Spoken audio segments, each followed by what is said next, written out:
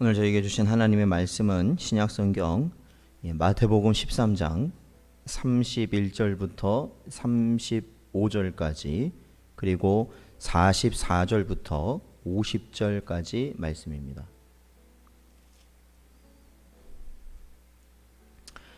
마태복음 13장 31절부터 35절 그리고 44절부터 50절까지 말씀입니다. 제가 봉독하겠습니다. 또 비유를 들어 이르시되 천국은 마치 사람이 자기 밭에 갖다 심은 겨자씨 한 알 같으니 이는 모든 씨보다 작은 것이로되 자란 후에는 풀보다 커서 나무가 되매 공중의 새들이 와서 그 가지에 깃들이 있느니라. 또 비유로 말씀하시되 천국은 마치 여자가 가루 서말 속에 갖다 넣어 전부 부풀게 한 누룩과 같으니라.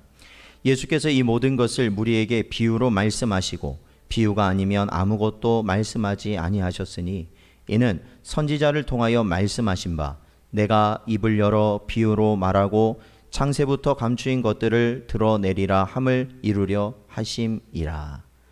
44절부터 읽겠습니다. 천국은 마치 밭에 감추인 보화 같으니 사람이 이를 발견한 후 숨겨두고 기뻐하며 돌아가서 자기의 소유를 다 팔아 그 밭을 사느니라. 또 천국은 마치 좋은 진주를 구하는 장사와 같으니 극히 값진 진주 하나를 발견하매 가서 자기의 소유를 다 팔아 그 진주를 사느니라. 또 천국은 마치 바다에 치고 각종 물고기를 모으는 그물과 같으니 그물에 가득함에 물가로 끌어내고 앉아서 좋은 것은 그릇에 담고 못된 것은 내버리느니라. 세상 끝에도 이러하리라. 천사들이 와서 의인 중에서 악인을 갈라내어 풀무불에 던져 넣으리니 거기서 울며 이를 갈리라. 아멘. 기도하겠습니다. 하나님 아버지 감사합니다. 오늘도 이 시간 저희들에게 하나님의 나라의 소망을 허락하시고 또한 이 땅 가운데 살아가며 겪는 모든 어려움 가운데서도 오로지 그 모든 비참한 가운데 하나님이 주신 기쁨과 소망을 통하여 살아갈 수 있는 나날을 허락하시니 감사합니다. 오늘도 이 시간 주님 앞에 나왔사오니 저희들의 심령을 불쌍히 여기시고 오로지 아버지 하나님의 뜻을 저희 마음속에 가득히 새기고 담아가 온전히 이 세상 가운데 주의 백성으로 살아감에 부족함이 없도록 하시며 더욱더 하나님 나라와 주님 오실 그때에 대한 소망이 우리 가운데 커져갈 수 있도록 역사하여 주시옵소서.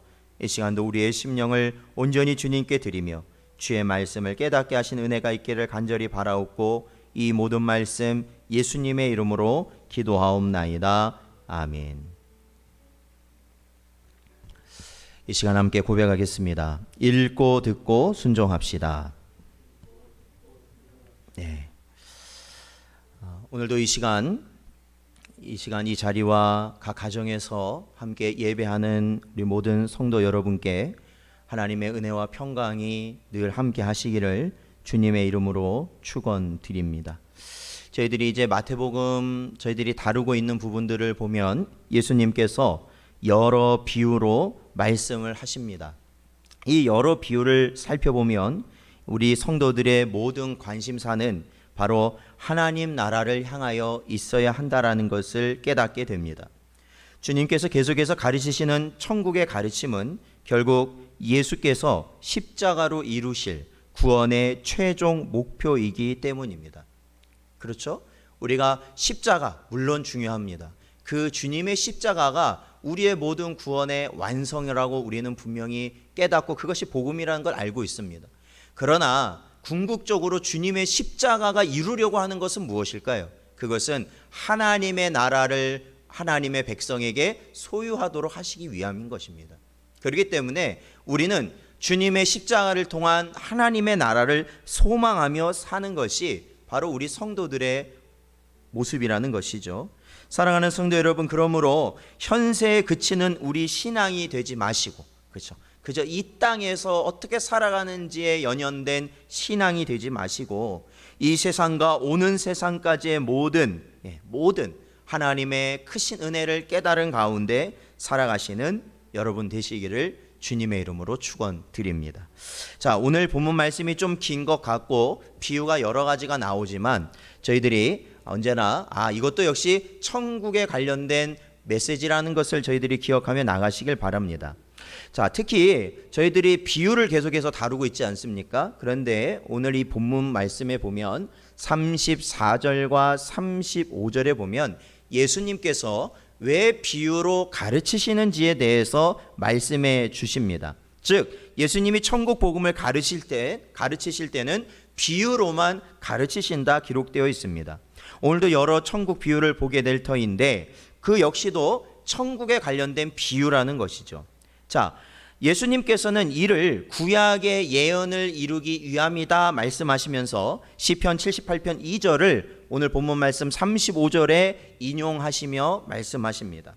자, 여러분, 비유라는 말은 뭡니까? 비유라는 말은 어떤 사물이라든지 어떤 현상이라든지 그것을 직접적이 아닌 간접적으로, 즉 그것과 유사한 것을 통해서 그 본질을 알 수 있도록 하는 방법입니다. 그렇죠? 그게 비유입니다. 그래서 우리는 보통 이 비유 사용, 예수님께서 비유를 많이 사용하시는데 저도 이제 학교 다닐 때 그렇게 또 배웠고, 예수님께서 비유를 사용하시면서 천국을 가르치신 이 소위 말한 교수법, 이 교수법은 참으로 탁월한 것이다. 그러므로 오늘날 우리도 이 비유라는 것을 사용하여서 우리가 말씀을 전하는 것이 유익하다라고 저도 그렇게 배우고 우리도 그렇게 이해하고 있습니다. 물론 하나님의 나라를요 그냥 이해한다는 것은 불가능합니다. 불가능해요. 어떻게 이해합니까? 우리 인생들이요. 예수님께서는 그러한 하늘의 비밀을 비유로 풀어서 말씀을 해주신 것이죠. 비유가 없었다면 완전히 우리는 불가능할 것입니다. 그러나 여러분, 우리가 단순히 비유는 무언가를 잘 설명해 주고 그 비유를 우리가 들으면 그것을 잘 이해할 수 있다라고만 끝나서는 안 됩니다. 왜냐하면 저희가 이제 예수님께서 하셨던 어떤 씨 뿌린 자의 비유라든지 여러 비유들을 살펴보지 않았습니까? 그 비유를 들으면서 주님께서 하신 말씀, 그리고 그 상황 가운데 펼쳐진 모습들을 보면은 그 주님의 비유, 즉 하늘의 비밀을 표현하신 비유이긴 하지만 그것을 이해할 수 있는 자는 들을 귀가 있는 자만 이해한다라는 겁니다. 그러니까 이 세상에서 말하는 일반적인 비유에 대한 생각을 가지면 안 된다는 것이죠. 예수님께서는 하늘의 것을 표현하실 수가 없는 겁니다. 쉽게 말하면요, 하늘의 것은 어떠한 것으로도 표현할 수가 없기 때문에 그 가운데 이 땅의 것으로 그것을 대체하여서 말씀은 하시지만 그것을 듣는다고 하여서 무조건 다 이해할 수 있다? 그것은 아니라는 거예요. 그것은 아니라는 거예요. 비유라는 것도 하나님께서 깨닫게 하시는 자만이, 주님 앞에 나와서, 그렇죠, 주님께 나와서 주님의 그 말씀을 듣는 자만이 그 비유를 알 수 있는 것입니다. 그러니까 이 비유는 모든 이들에게 천국을 설명하기 위한 기능은 아니라는 거예요. 그냥 모든 이들이 이 비유를 통해서 다 듣게 하기 위해서 비유로 말씀하신 건 아니라는 겁니다. 비유 역시도 그 참 의미를 안다는 것. 그렇잖아요. 예수님께서 14가지 밭에 그 씨 뿌리는 자의 비유를 하셨을 때도 마찬가지였죠. 제자들이 나와서 여쭤봤을 때 예수님이 그 의미를 설명해 주신 것과 같은 것이죠. 그리고 저희가 지난주에 다뤘던 말씀에서도 마찬가지죠. 좋은 씨앗과 가라지, 알곡과 가라지에 대한 이 비유를 말씀하셨을 때도 결국에는 다시 주님의 그 의미를 듣는 자만이 그 뜻을 깨달을 수 있었다라는 겁니다.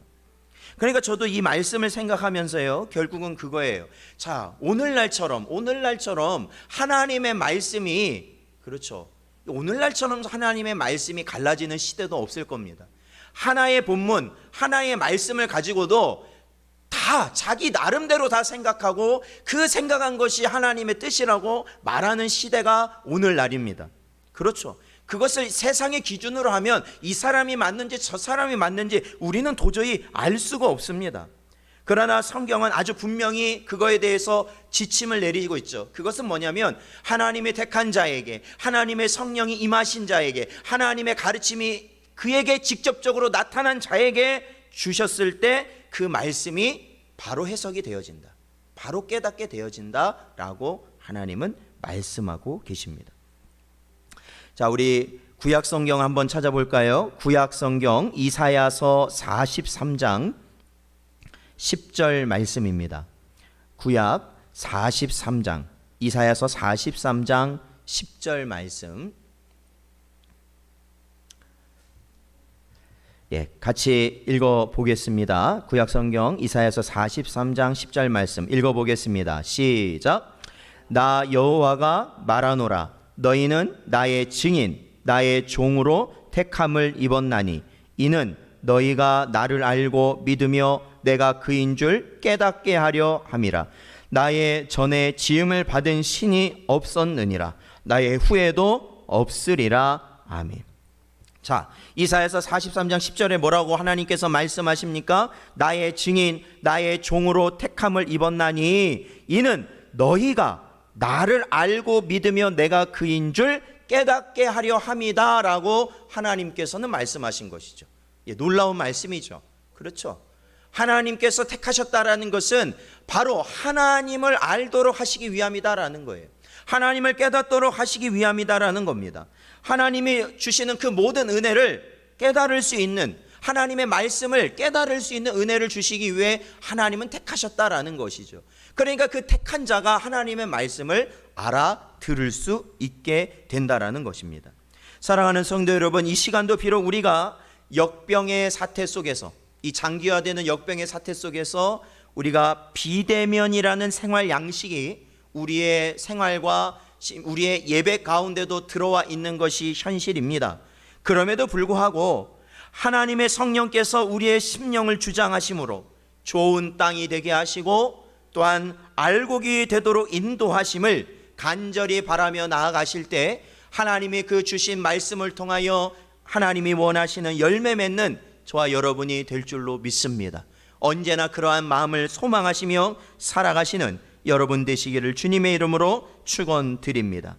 자, 오늘 본문 말씀 들어가면은 31절과 33절 말씀 보면 겨자씨 비유와 누룩 비유가 등장합니다.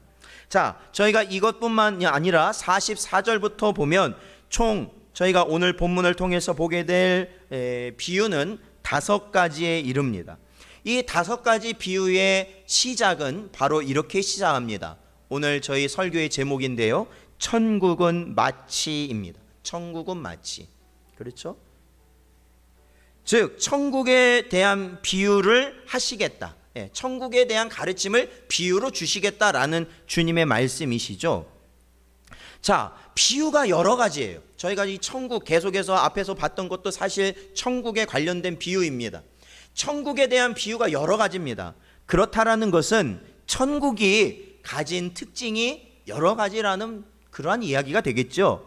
그리고 여러 가지 이 비유를 사용하신 만큼 그만큼 천국이 여러 속성들을 가지고 있다는 것을 우리는 짐작하게 됩니다. 그러니까 그만큼 우리가 이 천국에 대한 지식이 우리가 없잖아요. 그렇잖아요. 천국에 대한 우리가 어떠한 것을 가지고 있습니까?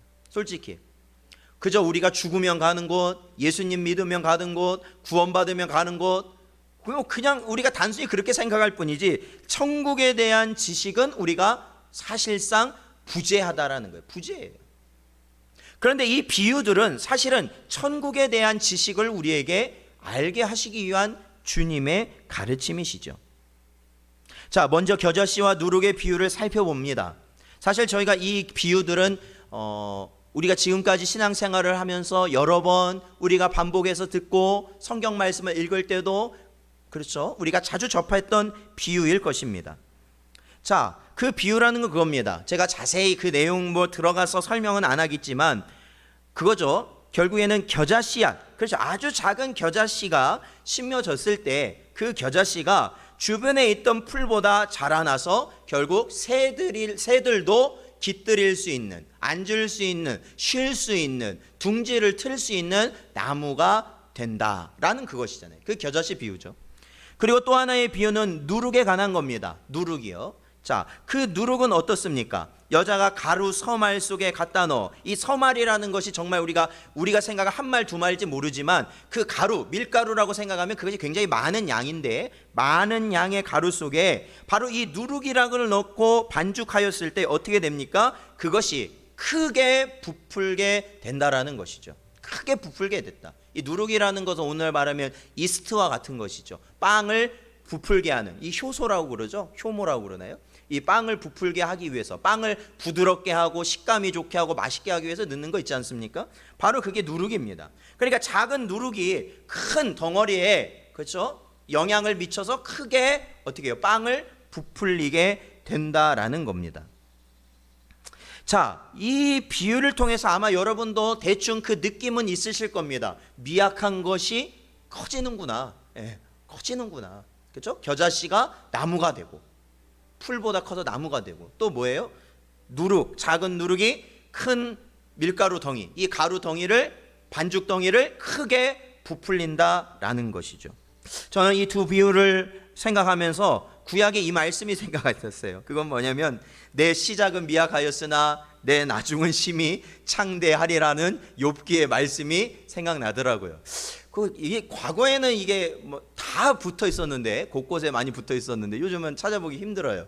왜냐하면 이제 이 말이 욥이 한 말이 아니다. 그래가지고 이제 어느 순간부터는 많이 없어졌지만, 그러나 중요한 건 그거죠. 우리가 이 겨자씨의 비유를 생각해보고 누룩의 비유를 생각할 때 그 시작은 굉장히 미약하였지만 그 나중은 심히 창대하게 됐다라는 겁니다.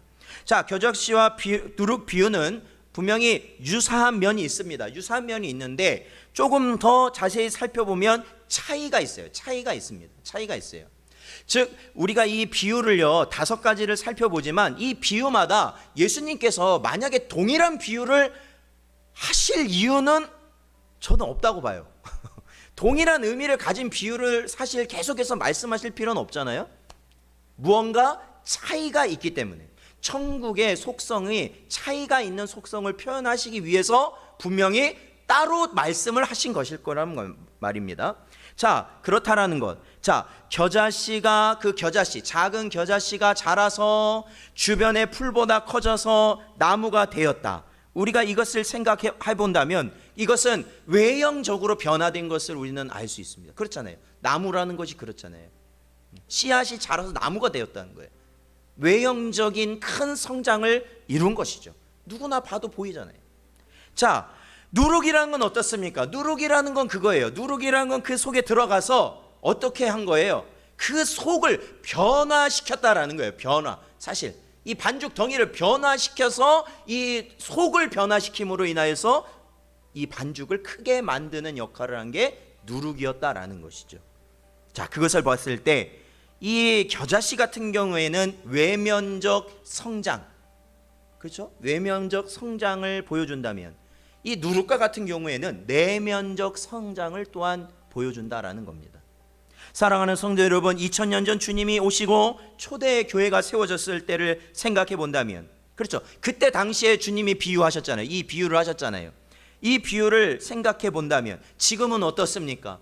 전 세계의 놀라운 복음의 부흥이 이루어졌음을 우리는 인정하지 아니할 수 없습니다.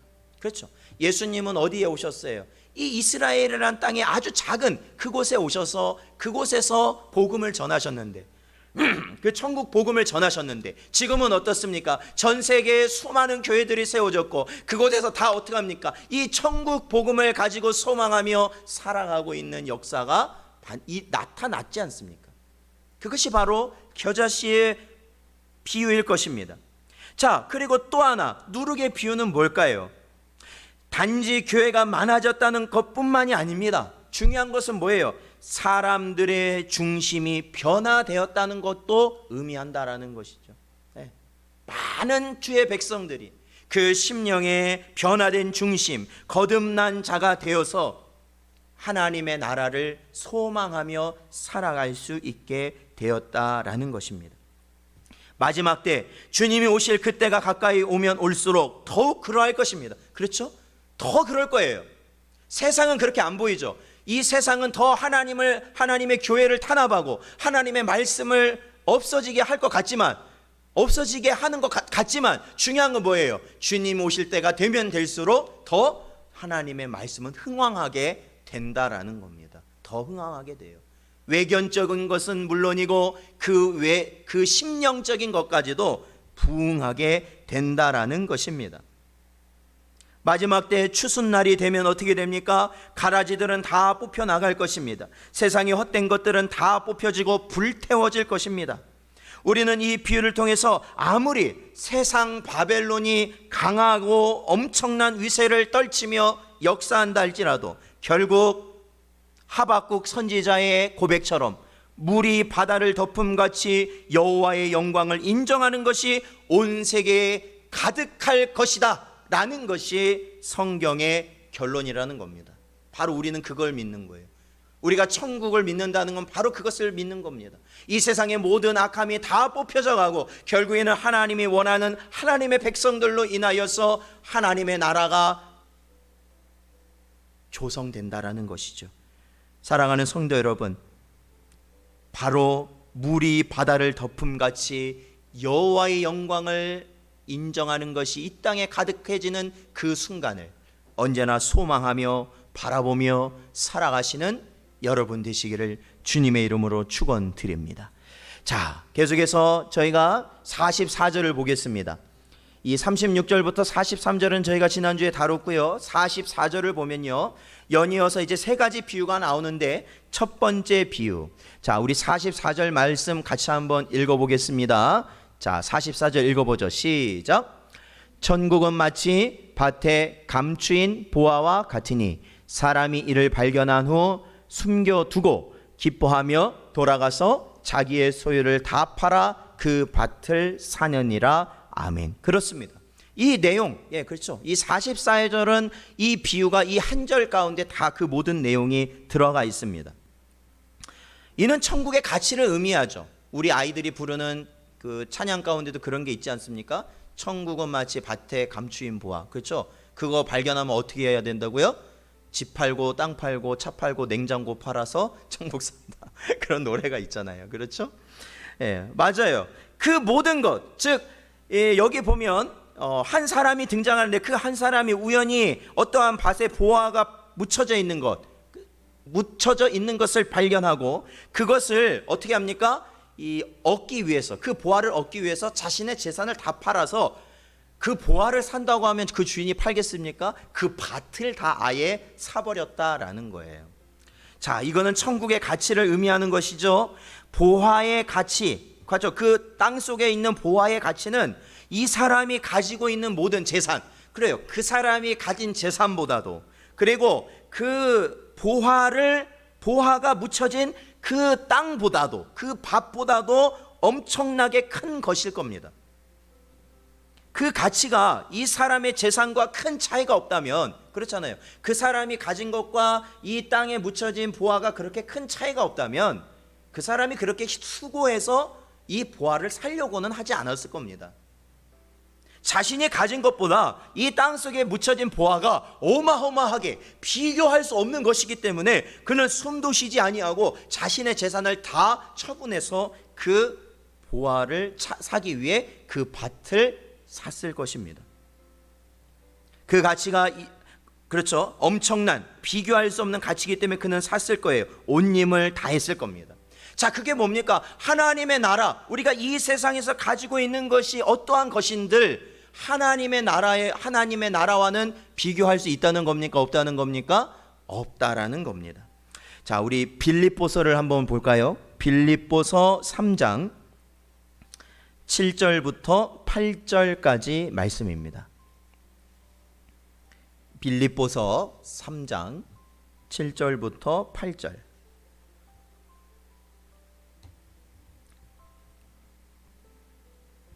찾으셨으면 함께 읽어보겠습니다. 시작. 그러나 무엇이든지 내게 유익하던 것을 내가 그리스도를 위하여 다 해로 여길 뿐더러 또한 모든 것을 해로 여김은 내 주 그리스도 예수를 아는 지식이 가장 고상하기 때문이라. 내가 그를 위하여 모든 것을 잃어버리고 배설물로 여김은 그리스도를 얻고. 아멘. 그렇습니다. 사도 바울의 고백이죠. 그가 이 세상에 가졌던 모든 것을 배설물로 여길 정도로 가장 귀하고 고상한 것은 예수 그리스도시다라는 것이 그의 고백이었습니다. 예수 그리스도를 아는 지식이다 그는 고백하는 것이죠. 진정 이 세상과 하나님의 나라는 비교할 수 없는, 그렇죠, 그 비교할 수 없는 겁니다, 사실은. 그러므로 우리가 성도라는 존재는 누구입니까? 하나님의 나라를 발견한 존재 아니에요? 성도라는 건. 그렇죠. 마치 밭속에 숨겨진 그 보화를 발견한 그 자가 바로 성도 아니겠습니까? 그 성도. 그렇다면 우리는 심히 깊이 생각해 봐야 한다는 것이죠. 사랑하는 성도 여러분, 하루하루의 우리의 삶 가운데서 우리의 삶 속에 과연 천국은 얼마나 가치 있게 우리의 삶 속에서 여겨지고 있는가? 이 세상 거 다 팔아도, 그것을 소유하게 다 팔아도 아깝지가 않은 것인데 과연 실제로 우리의 삶 가운데 천국의 가치는 얼마인가라는 거예요. 얼마인가? 목회자에게 천국의 가치는 얼마인가라는 거예요. 선교사에게 천국의 가치는 얼마인가라는 거예요. 직분자에게 천국의 가치는 얼마인가라는 겁니다. 성도에게 과연 천국의 가치는 얼마인가?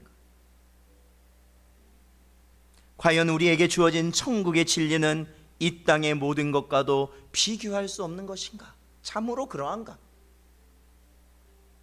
우리는 이 비유를 곰곰이 깊이, 우리 마음속 깊이 생각해야 된다라는 것이죠. 깨달아야 된다라는 것이죠. 천국이란 그런 겁니다. 우리가 말로만 할 것이 아니라 실제로 이 세상의 그 무엇보다도 가장 귀한 것이 천국이에요. 그러한 심령을 가지고 살아가시는 여러분 되시기를 축원드립니다. 자, 계속해서 보면은 45절과 46절에 보면은 천국은 마치 좋은 진주를 구하는 장사와 같다라는 비유가 등장합니다. 사실은 저희가 오늘 이 비유를 조금 더 깊이 생각을 해야 될 게 있는데, 그것은 보통 이 44절의 비유와 45절, 46절에 나온 이 두 가지 비유가 같은 비유로 여겨집니다. 뭐 쌍둥이 비유라고도 그렇게 일컬어집니다.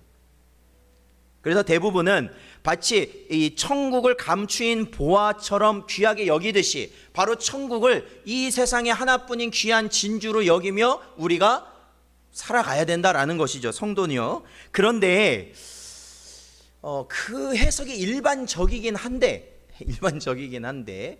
여러분 성경 말씀을 보시면요, 아무리 봐도 그렇게 보기가 조금 어렵습니다.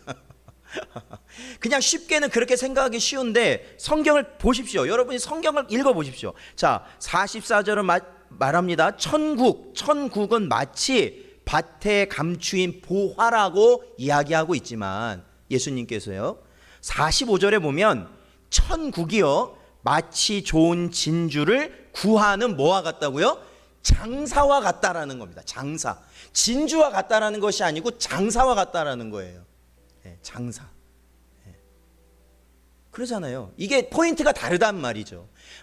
이 46절 5절에서 이 좋은 진주에 이 천국이 좋은 진주와 같다 해버렸으면 44절과 같을 겁니다. 그 내용이 진짜 같을 거예요. 그런데 여기선 장사와 같다라고 하고 있어요. 좋은 진주를 구하는 장사.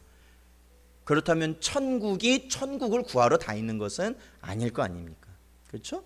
자, 여기에 특성을 보면요, 자 46절을 보니까 극히 값진 진주 하나를 발견함에 가서 자기 소유를 다 팔아 그 진주를 사느니라, 이렇게 기록되어 있습니다.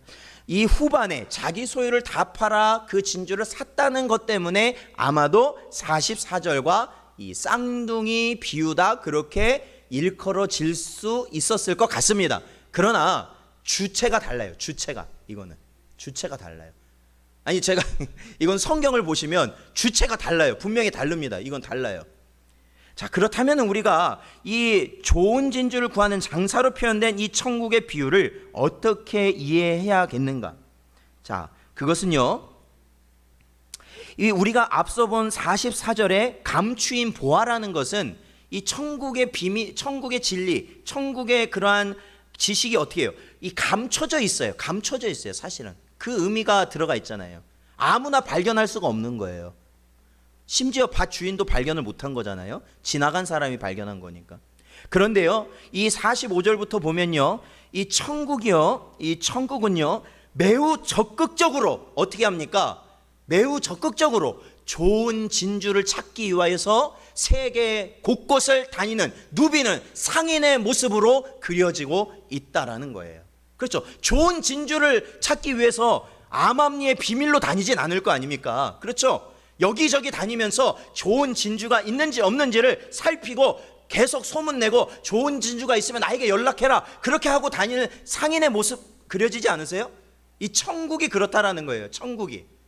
야, 그렇다면은 천국이 좋은 진주를 그렇게 방방곡곡 다니며 구하는 상인의 모습, 무엇이 매칭되시나요? 사실 이거 굉장히 이해하기가 조금 어려운 부분일 수도 있습니다. 자, 결국 이 천국은요 매우 적극적으로 좋은 진주, 즉 좋은 씨앗과 같은 하나님의 택한 백성을 어떻게 해요? 찾아다니는 것이 천국이라는 거예요. 자, 여러분, 이게 조금 어색한 표현일 수 있어요. 우리는 보통 천국을 우리가 간다라고 항상 이야기하잖아요. 천국을 간다라고 이야기하지만 사실은 이 마태복음에서든지 이 성경에서 말하는 천국은 오히려 우리에게 찾아오는 게 천국이에요. 찾아오는 게 천국이라고요. 그냥 찾아오는 게 아니라 쫓아오는 게 천국이라고요. 쫓아오는 게. 쫓아오는 게. 자, 이제 우리 교회 안에서 지금 이제 그 한 권사님이 이제 항암 치료를 받으시는데 그 요즘 받으시는 치료 중에 하나가 뭐냐면 이 표적 치료제라는 걸로 항암 치료를 받으세요. 표적 치료제. 그 말만 들어도 뭔가 좀 감이 오시죠? 예. 암 세포에게만 작용하는 그러한 치료제라는 거예요. 그러니까 다른 정상 세포가 아니라 암 세포에게만 작용해서 그 증식이라든지 그 성장을 억제하는 그러한 치료제가 바로 표적 치료제라는 것이죠. 그러니까 뭐에만 해당된다고? 이거는 암 세포에게만 해당되는 거예요. 그러니까 암 세포만 뭐 하는 거예요? 쫓아다니는 거예요. 쫓아다니는 거. 자, 이러한 부분에서 여러분에게 좀 낯설 수 있지만 전에 별세하신 영국의 존 스토트 목사님이 내가 어떻게 해서 회심을 했느냐라는 이러한 책에서, 그 제가 예전에 본 책인데 잊을 수 없는 표현이 있어요. 잊을 수 없는 표현. 그것이 뭐냐면 바로 천국의 사냥개라는 표현이에요. 천국의 사냥개. 천국의 사냥개. 물론 이제 이 스토트 목사님이 처음 쓰신 표현은 아니에요. 그렇지만 그분이 회심하게 된 것을 표현하면서 나는 천국의 사냥개에 의하여서 내가 주님께 끌려왔다라고 표현해요. 끌려왔다. 끌려왔다. 그러니까 이 표현이 정말로 어떻게 보면은 저는 이 표현을 좀 많이, 이 표현에 너무나도 큰 충격을 받았어요. 그거는 이것이 진짜 구원을 베푸시는 자와 받는 자의 관계구나라는 것을 깨달았어요. 왜 그래요? 하나님께서는 일방적으로 우리를 구원하시기 원하고요, 사실 우리는, 죄로 물든 우리는 일방적으로 그 구원을 피하길 원하는 겁니다. 싫어요. 본성적으로 싫다고요. 우리는 하나님의 말씀을 싫어하는 게 정상이라고요. 하나님의 뜻대로 살지 않기를 원하는 게 정상이라고요. 하나님이 요구하시는 그 구원, 우리에게 내미신 그 은혜를 거부하고 싶은 게 우리 인생들이라는 거예요. 그게 정상이에요. 그래서 우리가 도망치지만 결국에는 하나님이 택한 자를 어떻게 해요? 천국의 사냥개를 풀어서 결국 그 목덜미를 잡아서, 영혼의 목덜미를 잡아서 주님 앞에 가져오는 것이죠. 그것이 우리가 말하는 구원이에요. 구원. 죄된 본성을 지닌 우리는 그 누구도 천국을 소망할 수 없잖아요. 알잖아요. 할 수가 없어요. 오히려 말씀 앞에 도망가고 싶어요. 그러나 하나님께서는 이 하늘의 사냥꾼은 천국의 사냥개를 풀어서 결국 하나님이 그 사냥꾼이 지명한 그 뭐예요? 먹잇감을 물고 오도록 하신다라는 겁니다. 충격적이었어요. 정말로 충격적이었어요. 그러니까 그 표현이 맞는 거예요. 한순간도 하나님의 은혜가 없으면 우리는 살 수 없습니다. 한순간. 목사가 됐다고 해서 하나님의 말씀에 순종할까요? 안 합니다. 이 본성은 그대로 있잖아요. 이 본성 그대로 있잖아요. 하나님이 계속 붙들고 계시는 거예요. 도망가지 못하도록 붙들고 계시는 거예요. 구원의 길을 이루도록 붙들고 계시는 거예요. 자, 구약의 선지자들 역시 이와 같은 맥락으로 메시지를 선포합니다. 예레미야서 24장 7절 말씀 보면요, 내가 여호와인 줄 아는 마음을 그들에게 주어서 그들이 전심으로 내게 돌아오게 하리니 그들은 내 백성이 되겠고 나는 그들의 하나님이 되리라 말씀하십니다. 배반한 이스라엘, 배반한 유다 백성, 그들은 아시리아에 의해서 멸망당하고 바벨론에 의해서 멸망당합니다. 그것이 하나님께서 예정하신 심판이었어요. 그러나 하나님께서는 그대로 그들을 멸망하도록 두지 아니하시고 하나님께서는 남겨진 자들에게 하나님을 향하여 돌아올 중심을 하나님이 주시겠다라고 말씀을 하시는 거예요. 하나님이 주시겠다. 하나님이. 그들이 하나님께 돌아가고 싶어 했던 게 아니에요. 본성이요. 아니, 놀라운 거예요. 본성 자체. 그 사람들이 이제 우리 하나님이 돌아가야겠다는 게 그 사람들로부터 나온 것이 아니라 바로 하나님이 그 마음에 주셨기 때문에 그렇다라는 거예요. 그러니 돌아오더라고요. 그러니 돌아와요. 하나님의 계획과 창조와 섭리를 믿는 우리에게 있어서 분명히 바라볼 것은 내가 하나님의 자녀와 백성이 되는 것은 오로지 하나님께서 원하시는 중심을 성령의 역사로 내 안에 부어주시기 때문에 이루어지는 것이다 라는 겁니다. 이루어지는 것. 이루어지는 것이에요. 자, 그렇다면 우리가 이 진주의 비유에서 조금 더 생각해 볼 여지가 있습니다. 이제 조금 더 생각해 봐야 돼요. 이제 조금 더. 그렇다면 천국이 자기 소유를 다 팔아서 어떻게 진주를 구하느냐? 천국이 소유를 판다는 걸 어떻게 이해를 해야 되느냐 그러면? 자, 그것은요, 우리가 지난번 살펴봤던 이 24절에 나오는 비유를 통해서 저희들이 한번 살펴봐야 됩니다. 자, 우리 마태복음 13장 24절을 보십시오. 거기를 보면 예수께서 그들 앞에 또 비유를 들어 이르시되 천국은 좋은 씨를 제 밭에 뿌린 사람과 같으니라고 예수님이 말씀하십니다. 잘 보세요. 자, 천국은 좋은 씨를 밭에 뿌린 사람과 같다라고 주님이 말씀하십니다. 주님이 말씀하셔요. 자, 그런데 37절을 보세요. 13장 37절을 보시면 그 가라지 비유에 대해서 주님이 설명을 하시는데 뭐라고 하시냐면 대답하여 이르시되 좋은 씨를 뿌리는 이는 누구라고 말씀하시냐면 인자다라고 말씀하십니다. 인자. 인자예요. 그렇다면은 이 비유의 말씀을 근거로 해서 오늘 본문 말씀 45절을 보면요, 천국은 마치 좋은 진주를 구하는 장사라고 표현되어 있잖아요. 그렇죠? 그렇다면 천국은 누구예요? 이 장사가 누구예요? 주님이시다. 그렇죠? 주님이시다. 그러면 이해가 돼요. 뭐가 이해가 돼요? 모든 소유를 다 팔아 진주를 구하셨다라는 그 말씀이 이해가 된다라는 거예요. 어떻게 버리셨습니까? 주님은 자신의 온전한 영광과 지위를 다 버리시고 이 땅에 사람으로 강생하사 죽기까지 순종하셨습니다. 십자가에 달려 죽기까지 순종하시며 물과 피를 다 쏟으시며 결국에는 돌무덤 안에 장사 되시기까지 하셨죠. 왜 그렇습니까? 아버지께서 택하신 그 한 사람을 사랑하셨기 때문에 그랬습니다. 그 귀한 진주를 발견하셨기 때문에 그랬습니다. 그래서 자신의 목숨, 자신의 모든 걸 다 팔으셨어요. 다 그거를 없애버리셨습니다. 왜요? 그 진주의 값을 치르기 위해서 말이죠. 그 진주의 값을 치르기 위해서. 자, 우리 빌립보서를 다시 한번 봐야 돼요. 빌립보서 2장 6절부터 8절까지의 말씀입니다.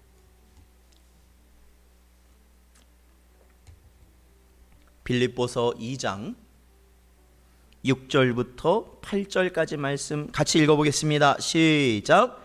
그는 근본 하나님의 본체시나 하나님과 동등됨을 취할 것으로 여기지 아니하시고 오히려 자기를 비워 종의 형체를 가지사 사람들과 같이 되셨고 사람의 모양으로 나타나사 자기를 낮추시고 죽기까지 복종하셨으니 곧 십자가에 죽으심이라. 아멘. 그렇죠.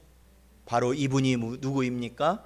바로 값진 진주, 좋은 진주를 구하는 장사이신 예수 그리스도이시다. 예수 그리스도. 사랑하는 성도 여러분, 그러므로 우리가 이 세상에 아무리 숨겨져 있고 감춰져 있고 아무리 어떤 악한 존재에 의하여서 우리가 뭐예요? 어떤 상황에 처해 있든지 간에 중요한 것은 우리 주님으로부터 향한 그 사랑은 어떤 존재로부터도 결코 끊김을 당할 수 없다라는 겁니다. 끊을 수 없다라는 겁니다. 좋은 진주를 구하시는 그 상인 되신 주님의 그 손길, 그리고 우리를 향하신 그 사랑을 결코 끊을 수 없다라고 성경은 우리에게 말하고 있는 것입니다. 사랑하는 성도 여러분, 오늘 본문의 마지막 비유는 47절에 등장하는데, 천국은 마치 바다에 치고 각종 물고기를 모으는 그물과 같다라는 것입니다. 이것은 아마도 예수님께서 사역하셨던 그곳이, 그 중심에 뭐가 있었냐면 갈릴리 호수, 바다가 있었죠. 그리고 많은 사람들이 이러한 어업에 종사하고 있었고, 예수님께서 표현하신 이 표현은 많은 사람들이 자주 바다에서 목격되었던 장면일 겁니다. 그러니까 이 그물을 한쪽에서 고정하고 한쪽에서는 그 고물을 배로 끌면서 뭐예요? 고기를 몰아서 결국에는 한 곳에 그 그물 안으로 고기들을 가둬서 고기들을 잡는 방식이죠. 그런 방식이에요. 자, 그런데요, 그렇게 고기를 잡으면 어떻게 된다라는 거예요? 물가로 끌어내고 앉아서 좋은 것은 그릇에 담고 못된 것은 내버린다라고 말씀하고 있잖아요. 자, 이 말씀을 보면요, 결국에는 뭐예요? 이 천국이라는 곳이 그거예요. 천국이라는 것이. 천국이라는 것은 그 존재를 인정하든지 안 하든지 결국 모든 자들을 모을 것이고, 그 안에서 하나님의 자녀와 그렇지 않은 자를 나눌 것이라는 거예요. 나눌 것이에요.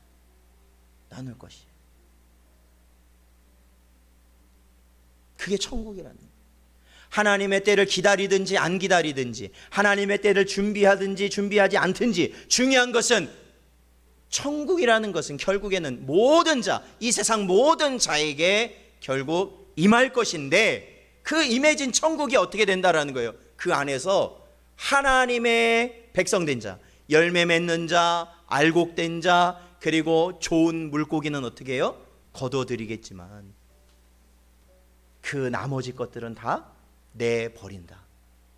영원한 불못. 그래서 49절에 뭐라고 말합니까? 세상 끝에도 이러하리니 천사들이 와서 의인 중에서 악인을 갈라내어 풀무불에 던져 넣으리니. 악인을 갈라내어 풀무불에 던져 넣으신다라고 말씀하고 있죠. 이것은 우리가 지난주 살펴봤던 가라지 비유에서 나타난 그 결과도 같습니다. 추순날. 그러므로 사랑하는 성도 여러분, 오늘 저희는 이 5가지의 비유를 통해서 천국에 대한 주님이 가르쳐 주신 지식을 우리는 분명히 마음에 새겼습니다. 그러므로 저희는요, 이 말씀을 마음에 깊이 새기시고 때를 얻든지 못 얻든지 언제나 주님이 원하시는 그 성도의 삶을 살기에 힘쓰실 수 있는 여러분 되시기를 축원드립니다. 그리고 오늘날 이 세대를 보면 여러분, 아무리 답답하고 아무리 근심스럽고, 아니 어떻게 사람이 저럴 수 있느냐, 그렇게 생각이 들어도 그거는 여러분, 하나님이 때가 되면 주장하실 일입니다. 그걸 가지고 저와 여러분이 왈가왈부할 게 아닙니다. 2단을 찾고 3단을 찾는 것, 여러분, 부끄러운 일입니다. 부끄러운 일이에요. 왜 어느 날 어느 때부터 교회까지도 모든 책임을 다른 사람에게 지우려고 하는 그러한 약한 시대를 살아가는지요.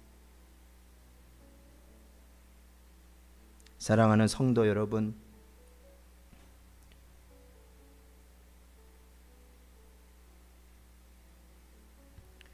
오늘도 주신 이 말씀을 마음에 깊이 새기시고 오직 우리가 하나님 은혜로만 살아갈 수 있음을 깨달으시고 주님의 나라를 언제나 소망하며 기다리며 살아가는 여러분 되시기를 주님의 이름으로 축원드립니다. 기도하겠습니다. 하나님 아버지, 감사합니다. 오늘도 저희에게 말씀을 허락하여 주셨사오니 주님, 오늘도 이 시간 그 말씀 앞에 순종케 하여 주시옵시고 완악한 저희들 오로지 예수 그리스도의 은혜로만 살아갈 줄로 믿사오니 그 사랑에 끊겨지지 않도록 주여 저희를 붙잡아 주시옵소서. 오직 하나님 주시는 은혜 가운데 살아가게 하여 주시길 간절히 바라오며 이 모든 말씀 예수님의 이름으로 기도하옵나이다. 아멘. 저희 찬송가 235